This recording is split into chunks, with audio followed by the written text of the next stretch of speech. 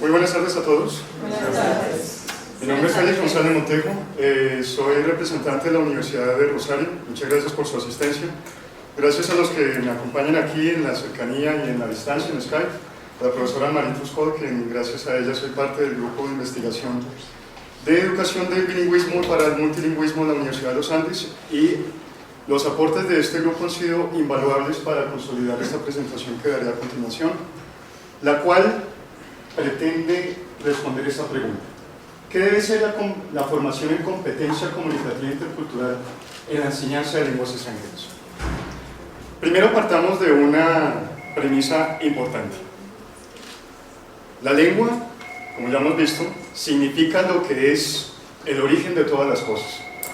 Y como el origen de todas las cosas forma lo que llamamos cosmos, cosmogonías. Después de eso, a través de que formamos una comunidad dentro de una lengua, formamos lo que es la moral, lo que es para nosotros lo bueno y lo malo del comportamiento humano. Lengua es mito y moral, por lo tanto lengua es cultura. También hay que tener algo presente: si la lengua cambia en el uso, también esas concepciones que están dentro de la lengua pueden cambiar. No somos hechos, en otras palabras, estamos sujetos a transformación. Si la lengua cambia, la cultura también. Esta implicación lo dice el gran filólogo y filósofo Friedrich Nietzsche. Dice que si la lengua es mito, luego la lengua es moral. Es lo que implica toda su obra. Por lo tanto, puedo y tengo la posibilidad de transformar mi propia concepción de moral-cultura. Pero muchos años después, en contraste a eso, el también filósofo Ernst Tugendhat menciona que si la lengua es mito y moral, no es porque tenga que cambiar esas concepciones, sino más bien lo que quiere decir es relativizar toda esta concepción muy grande de cultura a gustos. Como decimos, entre gustos no hay disgustos. Es solamente la señal de la gran diversidad humana. Dice Tugendhat que la cuestión cultural no es muy diferente de saber qué música es mejor o qué vino es mejor que otro. Yo tengo muy claro que en el rock británico Queen es mucho mejor que Led Zeppelin, pero la cuestión de vino no sé mucho. ¿Sí ven? Entre gustos, ahí está. Pero en vino no sé mucho, sé que ustedes me pueden ayudar mejor. Entonces, puedo, pero no tengo que transformar mi moral cultura.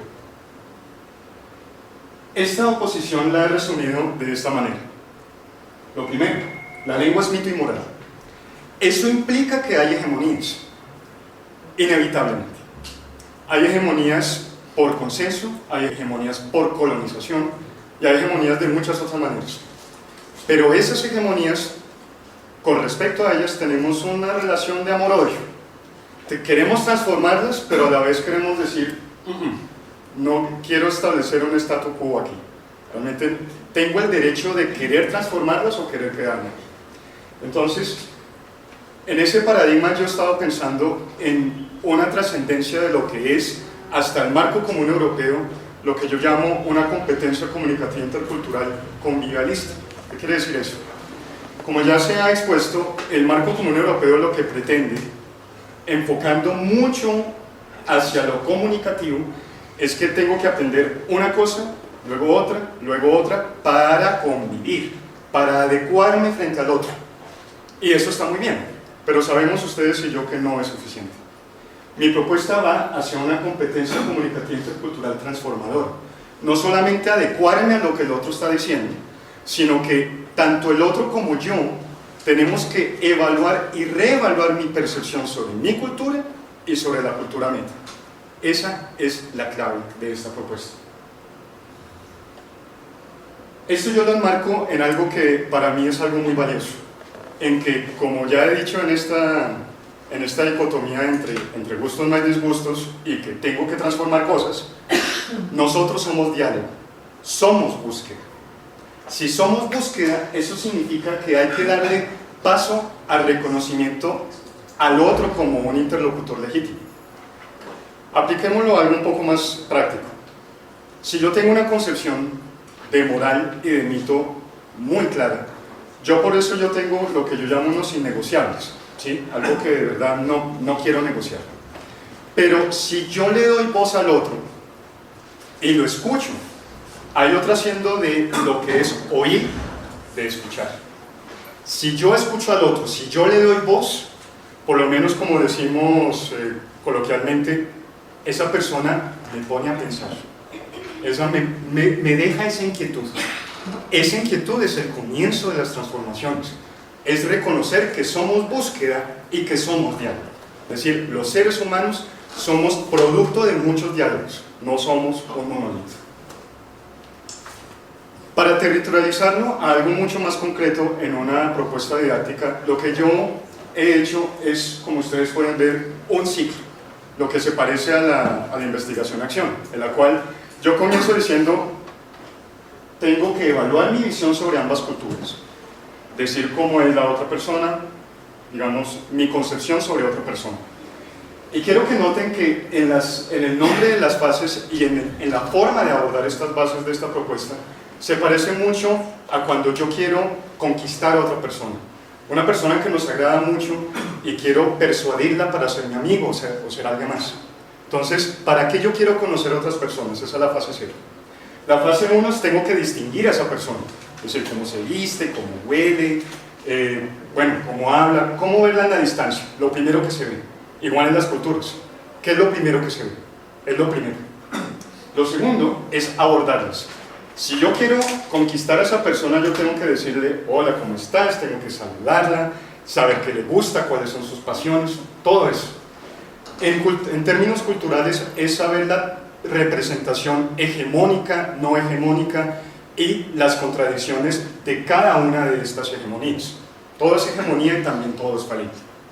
Y la tercera es acercarme a esa persona.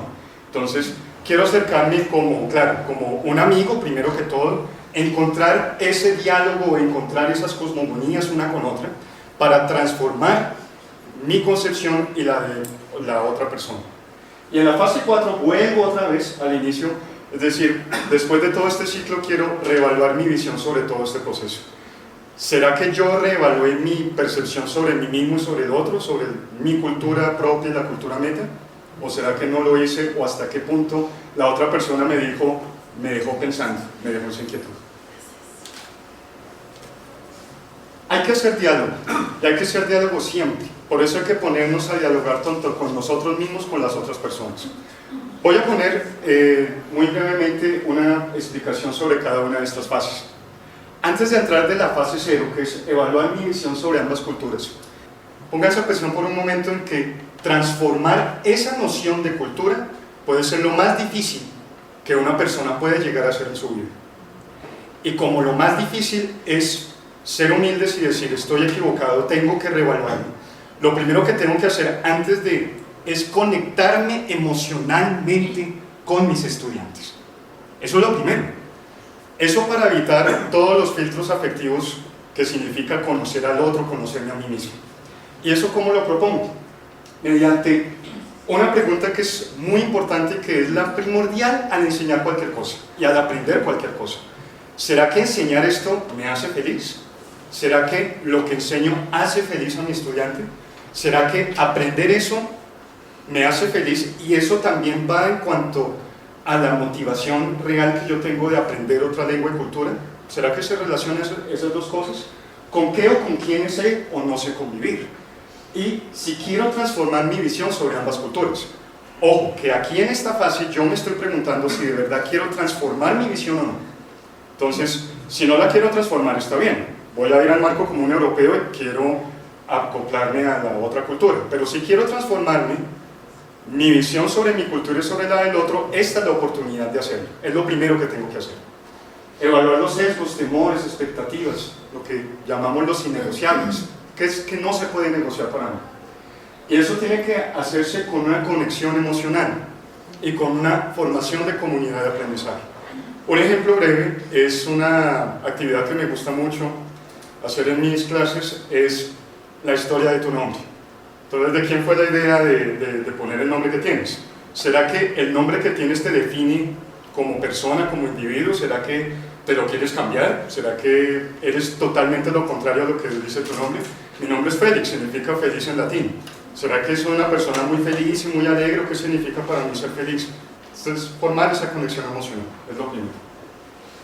La fase 1, ahora sí voy a irme a lo que son el comienzo de los artefactos. David Perkins tiene una rutina muy útil que tiene estas 3 preguntas: ¿qué sé sobre el otro? ¿Qué no sé sobre el otro? ¿Y qué me gustaría saber sobre él? Muchas veces cuando uno dice ¿qué sé sobre el otro?, lo primero que veo es que tengo lugares comunes, tengo estereotipos, tengo el folclore y tengo lo que yo llamo el exoterismo, es decir, el exotismo y el exoterismo. Tengo esa curiosidad morbosa por conocer al otro que es totalmente diferente. Con ese exoterismo yo quiero transformar esa visión en lo que ya han dicho los otros panelistas en cuanto a legitimar al otro con lo que se llama un informante, lo que yo llamo un informante cultural. Un ejemplo claro es Colombia. Ustedes han ido a otros países, incluso cuando nos han visitado aquí decimos, no, es que Colombia es un país así, así, así, tiene narcos, tiene terrorismo, tiene pero si nos dejan hablar decimos, no, Colombia es una cosa muy bonita, bueno, lo que se ve. Pero lo más importante para anular esas objeciones sobre Colombia es decir, miren, después de tantos años de conflicto, hay muchas personas y comunidades que se resignifican, más allá de la hegemonía de que Colombia es bonito y realismo mágico, sino que ellas mismas ayudan a ser humanas ellas mismas y resignificarse dentro de sus propias concepciones de moral, lo que más adelante desarrollaremos como imaginación moral.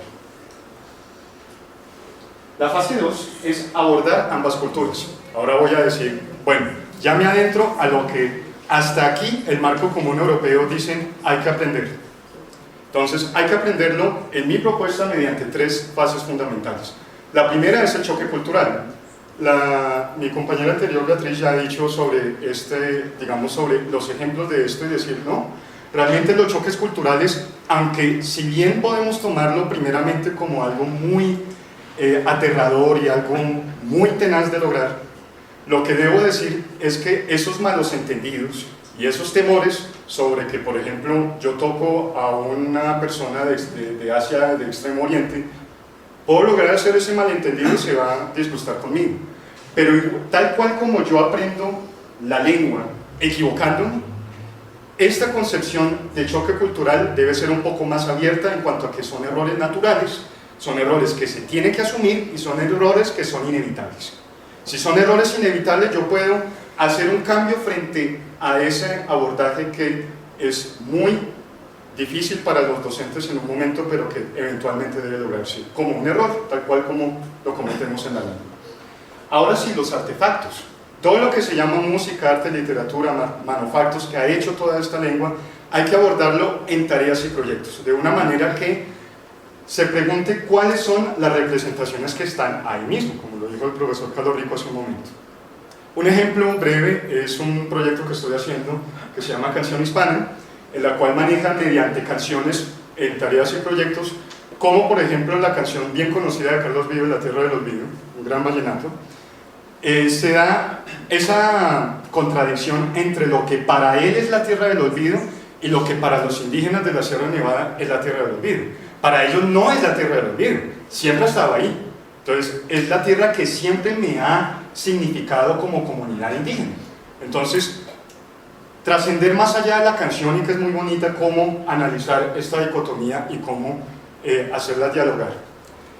Esta representación se ve en lo que Daniel Casani llama literacidad crítica. Esa es la tercera parte de esta fase, en la que mediante fuentes primarias y secundarias lo que decimos es que las hegemonías, tanto la mayoritaria como la decolonial, y en eso tengo una gran discrepancia con el profesor Rico, todas son falibles. Un ejemplo muy claro es la relación ambivalente que tuvieron los indios americanos con sus colonizadores españoles. Unos sí resistieron, y lo hicieron muy bien, y todavía siguen resistiendo.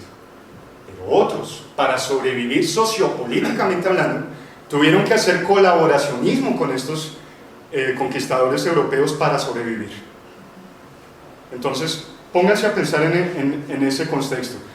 Lo decolonial supone que hay una sola verdad, pero lo otro, si queremos transformar estas concepciones hegemónicas y no hegemónicas, hay que poner a dialogar estas dos verdades históricas que son realmente plausibles en nuestra América Latina. La fase 3 se trata de acercar ambas culturas. ¿Cómo se hace esto? De aquí en adelante es algo totalmente diferente a lo que hemos visto en Frente al Marco Común Europeo. Hay algunos ejercicios que hacen una etnografía que intentan hacer de una manera muy responsable, decir, bueno, según mi perspectiva, estas personas de una comunidad, una cultura local, ancestral o urbana, se enfocan en estos rituales. Y para mí es esto y para la otra persona también, en conclusión, es esto para estas otras personas. Es lo que en antropología se llama una etnografía común. Pero queremos cambiar esa concepción de etnografía a algo que sea realmente dual, dialógico y plurivocal. ¿Qué significa eso? Estas 4 preguntas nos van a ayudar mucho a enfocar mucho mejor esta clase de etnografías. Lo primero es cómo estipular mis sesgos antes de dialogar. Ya lo hemos dicho. Si tengo un sesgo, porque todos lo tenemos, todos tenemos esa hegemonía, hay que estipularlos. Miren, yo voy a averiguar sobre, por ejemplo, los senos, digamos. Voy a enfocarme en cuanto a sus accesorios, ¿qué significan para ellos? Entonces, mi sesgo sobre ellos es este, y tengo que explicitarlos como primera instancia en esa etnografía. Lo segundo es enfocarme en ese único aspecto de esa comunidad, entonces, los accesorios. ¿Qué significa? Voy a averiguar primero y voy a hacer preguntas responsables a una parte de esa comunidad. ¿Cómo incluir todas las voces? Y aquí sí lo tomo muy claramente de la obra de García Canclini, que dice que si yo tengo supuestamente una etnografía plurivocal, tengo que explicitarlo, una parte de ese fragmento oral o escrito sobre lo que me dijo esa persona, transcribir algunos de esos diálogos. ¿Para qué? Para lo que tenemos que consolidar como una memoria histórica responsable. Entonces, no solamente lo del Centro de Memoria Histórica sobre el conflicto, sino más bien ese diálogo que hay sobre esas diferentes partes, por ejemplo, del conflicto colonial. Después de eso, voy a lograr lo que John Paul Lederer, después de más de 20 años de experiencia en resolución de conflictos armados a nivel mundial, llama la imaginación moral. Él la define como esa capacidad como de encontrar ese acto creativo mucho más allá de ese lastre histórico con lo que muchas otras personas les ha tocado vivir dentro de esa misma comunidad. Y eso se hará, por ejemplo, mediante un acto creativo, serendípico, sorpresivo, que primero me ayude a detectar lo que se llama el alma del lugar. Y ese alma del lugar solamente se puede lograr mediante esta etnografía dialógica. Un ejemplo breve es que aquí muy cerca de donde estamos, del centro de Bogotá, el periódico El Tiempo ha publicado una muy bonita historia sobre la enseñanza de la Universidad Externado de unos módulos funcionales de inglés para turistas dirigidos a expandilleros del barrio Egipto. Este barrio Egipto lo que ha hecho durante muchos años es que se han enfrentado muchas pandillas, se han enfrentado muchas ollas de narcotráfico, y muchas de estas personas, al aprender un poco sobre inglés y sobre historia de su barrio Egipto, son ahora guías turísticos bilingües del barrio Egipto. ¿Qué se encontró para eso? La idea o como la concepción lo que para esas personas puede ser útil. Es decir, en un enfoque bilingüe, en un enfoque multilingüe, eso también puede lograr hacer un agente de imaginación moral. Hay que preguntarnos, porque este es el presente y el futuro de la competencia comunicativa intercultural, cómo se puede hacer que todos los estudiantes sean parte de esta imaginación moral y cómo pueden ser agentes de ella. La última fase es reevaluar mi visión sobre ambas culturas. Ya pasé este ciclo y voy a ir al comienzo del ciclo. Hay algo que desafortunadamente se ha investigado poco y es el choque cultural reverso. Significa que cuando yo me adentro a otra cultura y yo vuelvo a la mía, yo me hallo en extrañeza con la mía propia. ¿Cómo asumo ese choque cultural reverso? Y eso es algo de lo que hay que reflexionar, porque claramente si yo llevé a cabo una transformación en mi concepción de moral y de mito y de cosmogonía, esto debe hacerse mediante reflexiones individuales o dialogadas con el docente o con los compañeros. debo ver si mis innegociables ya no lo son, o si ya en esa parte son negociables. ¿En qué me puso a pensar el otro? ¿En qué me puso a pensar todo este proceso de aprender una lengua y cultura media? Y si he decidido continuar desarrollando mi competencia intercultural transformadora, ¿y de qué forma? Entonces, hacer un plan de acción realmente efectivo para lograr esto. Termino diciendo esto. ¿Qué trabaja esta propuesta que yo hago de competencia comunicativa intercultural transformadora? Formar tensiones, rupturas, contradicciones, dialectizarlas de una vez y por todas. En las fases 1 y 4, mi visión. ¿Será que mi negociable ya es negociable? En la fase 1, si ya pasé del exoterismo, de la pasión morbosa por conocer al otro, o dejar al otro que me diga cómo son las cosas. En la fase 2, si ya hemos trascendido esta dicotomía muy dañina de lo occidental y lo antioccidental, colonial y decolonial, y ver que todas esas nociones son falibles y son sujetas al escrutinio, y son sujetas a la evaluación, como ya se ha dicho, en la imaginación moral. Cómo todas estas iniciativas de cambio de entorno pueden ser realmente eficaces dentro y fuera del aula de clases. Por último, quiero hacer un llamado a la acción, y esta llamada a la acción es muy importante.